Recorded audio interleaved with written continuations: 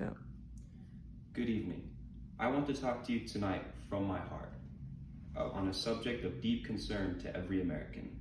In recent months, members of my administration and officials of the Committee for the Re-election of the President, including some of my closest friends and most trusted aides, have been charged with involvement in what has come to be known as the Watergate affair. These include charges of illegal activity during the preceding 1972 presidential election and charges that responsible officials participated in efforts to cover up that illegal activity. The inevitable results of these charges has been to raise serious questions about the integrity of the White House itself. Tonight, I wish to address those questions. Last June 17th, while I was in Florida trying to get a few days rest after my recent trip to Moscow, I first learned from news reports about the Watergate scandal. I was appalled at this senseless, illegal action, and I was shocked to learn that employees of the Re-election Committee were apparently among those guilty. I immediately ordered an investigation by appropriate government authorities.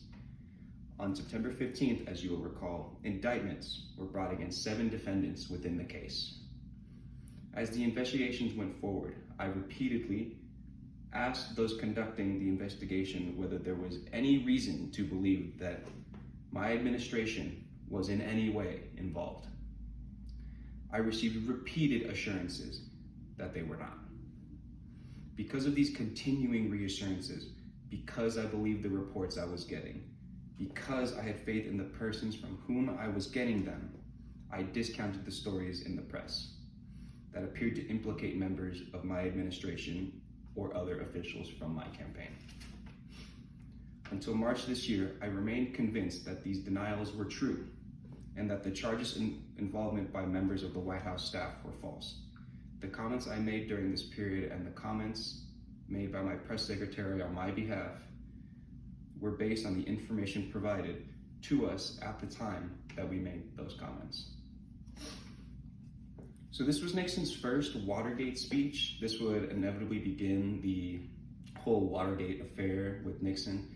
Really interesting in this speech is there's a lot of things that in this speech that don't really make a lot of sense.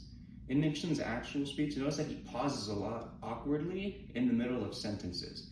He does this for no apparent reason, and I'm not exactly sure why, but these awkward pauses seem to almost pull up certain aspects of the speech. Like he'll look at the camera, pause, and say like illegal activity or like almost establishing some sort of weird mental eye contact through the television or however they would be listening to this speech.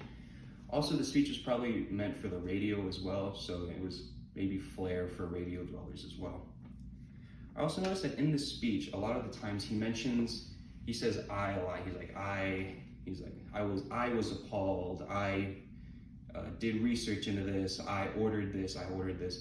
Really implementing himself into the situation. He's like, I am a part of this situation. I have been attempting to find out information about it. And it definitely would relieve some comfort to the listeners. They'd be like, okay, obviously he wouldn't look into it if he was guilty.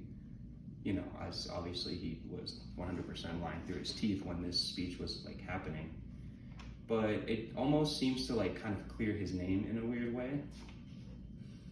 Another thing about this speech is it's just a very well written, good flowing speech. The way that the words flow into each other and into the next sentences and everything, it does truly make a convincing argument and would convince most people, I would say, that he was in no way involved in any of this in any sort of way. As well as the fact that he also seems to mention, he mentions Moscow as well. I just got back from Moscow, I'm trying to deal with this communist threat. That's his historical thing, and Richard Nixon hated, every communist, every form of them. And he's like, hey, I was in Moscow when this happened, dealing with the Cold War, dealing with, the Soviet Union, dealing with all this. It's like, why would I, and I come back and I'm appalled by all this illegal stuff that's going on.